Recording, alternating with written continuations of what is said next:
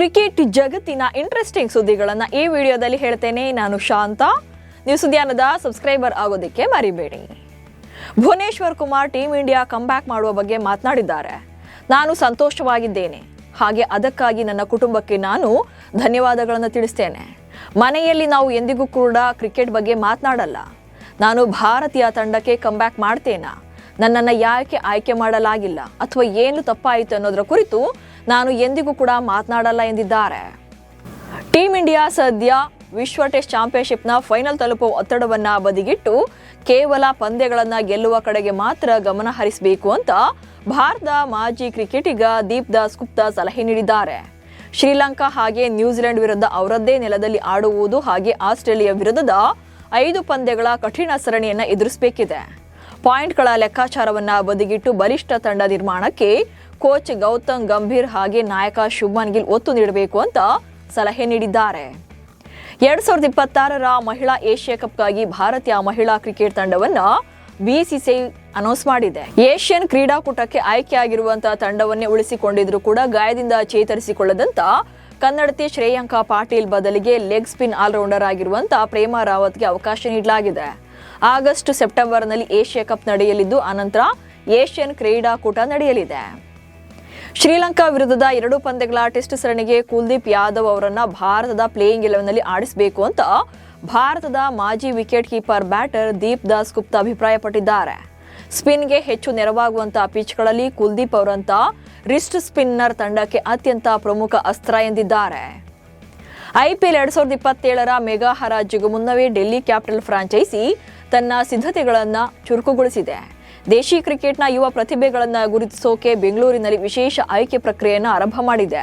ಮುಂಬೈನ ಉದಯೋನ್ಮುಖ ಬ್ಯಾಟರ್ಗಳಾದಂಥ ಆಯುಷ್ ವರ್ತಕ್, ಅಯಾಜ್ ಖಾನ್ ಹಾಗೆ ದಿವ್ಯಾಂಶ್ ಸಕ್ಸೇನಾ ಈ ಟ್ರಯಲ್ನಲ್ಲಿ ಭಾಗವಹಿಸ್ತಾ ಇರೋದು ಪ್ರಮುಖ ಆಟಗಾರರಾಗಿದ್ದಾರೆ. ಇಂಗ್ಲೆಂಡ್ ಲಿಸ್ಟ್ ಎ ಟೂರ್ನಿಯಲ್ಲಿ ಲಂಕಾಶೈರ್ ವಿರುದ್ಧ ನಾರ್ಥಾಂಪ್ಟನ್ ಶೈರ್ 67 ರನ್ಗಳ ಜಯ ಸಾಧಿಸಿದೆ.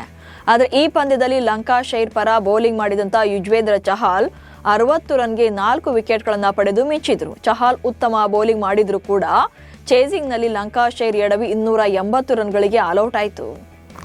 ಟೀಮ್ ಇಂಡಿಯಾದ ಸ್ಟಾರ್ ಆಲ್ರೌಂಡರ್ ಹಾರ್ದಿಕ್ ಪಾಂಡ್ಯ ಅವರು ಭಾನುವಾರ ತಿರುಮಲದ ವೆಂಕಟೇಶ್ವರ ಸ್ವಾಮಿ ದೇವಾಲಯಕ್ಕೆ ಭೇಟಿ ನೀಡಿ ಮುಡಿ ಅರ್ಪಿಸಿದ್ದಾರೆ. ಹಾರ್ದಿಕ್ ಪಾಂಡ್ಯ ಅವರ ಜೊತೆ ಗರ್ಲ್ ಫ್ರೆಂಡ್ ಮಹಿಕಾ ಶರ್ಮಾ ಕೂಡ ಇದ್ರು. ಪಾಂಡ್ಯ ಹಾಗೆ ಮಹಿಕಾ ಸಾಂಪ್ರದಾಯಿಕ ಬಿಳಿ ಬಟ್ಟೆಯನ್ನು ಧರಿಸಿದ್ದು ಇವರಿಬ್ಬರ ಫೋಟೋಗಳು ಹಾಗೆ ವಿಡಿಯೋಗಳು ಸೋಷಿಯಲ್ ಮೀಡಿಯಾದಲ್ಲಿ ವೈರಲ್ ಆಗಿವೆ. ರಾಯಲ್ ಚಾಲೆಂಜರ್ಸ್ ಬೆಂಗಳೂರು ತಂಡದ ನಾಯಕ ರಜತ್ ಪಾಟೀದಾರ್ ದೇಶೀಯ ಕ್ರಿಕೆಟ್ನಲ್ಲೂ ಕೂಡ ಮಿಂಚೋಕೆ ರೆಡಿಯಾಗಿದ್ದಾರೆ. ಆಗಸ್ಟ್ನಲ್ಲಿ ನಡೆಯಲಿರುವಂತಹ ಪ್ರತಿಷ್ಠಿತ ದುಲೀಪ್ ಟ್ರೋಫಿ 2026ರ ಟೂರ್ನಿಯಲ್ಲಿ ಹಾಲಿ ಚಾಂಪಿಯನ್ ಆಗಿರುವಂತಹ ಸೆಂಟ್ರಲ್ ಝೋನ್ ತಂಡವನ್ನು ಮುನ್ನಡೆಸುವಂತಹ ಜವಾಬ್ದಾರಿ ಪಾಟೀದಾರ್ ಸಿಕ್ಕಿದೆ. ಟೀಮ್ ಇಂಡಿಯಾದ ಸ್ಟಾರ್ ಫಿನಿಷರ್ ರಿಂಕು ಸಿಂಗ್ ಈ ತಂಡಕ್ಕೆ ಉಪನಾಯಕನಾಗಿ ಆಯ್ಕೆಯಾಗಿದ್ದಾರೆ. ಜಾಂಬಿಯಾದಲ್ಲಿ ನಡೆದ ಏಷ್ಯನ್ ಲೆಜೆಂಡ್ಸ್ ಲೀಗ್ನಲ್ಲಿ ಇಂಡಿಯನ್ ರಾಯಲ್ಸ್ ತಂಡ ಪಾಕಿಸ್ತಾನ ಪ್ಯಾಂಥರ್ಸ್ ವಿರುದ್ಧ 2 ವಿಕೆಟ್ಗಳ ಜಯ ಸಾಧಿಸಿದೆ. ಇದು ಲೀಗ್ನಲ್ಲಿ ರಾಯಲ್ಸ್ ತಂಡದ ಸತತ 2ನೇ ಗೆಲುವು. ಪಾಕಿಸ್ತಾನ 168 ರನ್ ಗಳಿಸಿದ್ದು ಭಾರತ 17.4 ಓವರ್ಗಳಲ್ಲಿ ಟಾರ್ಗೆಟ್ ಅನ್ನು ರೀಚ್ ಆಯಿತು. ರಿಷಿ ಧವನ್ ಹಾಗೆ ಸರುಲ್ ಅವರ ಅಬ್ಬರದ ಬ್ಯಾಟಿಂಗ್ ತಂಡದ ಗೆಲುವಿಗೆ ಕಾರಣವಾಯಿತು. ಇಂಗ್ಲೆಂಡ್ನಲ್ಲಿ ನಡೀತಾ ಇರುವಂತಹ ದಿ 100 ಲೀಗ್ ಟೂರ್ನಿಯಲ್ಲಿ ಟ್ರೆಂಟ್ ರಾಕೆಟ್ಸ್ ತಂಡ ಗೆದ್ದಿದೆ.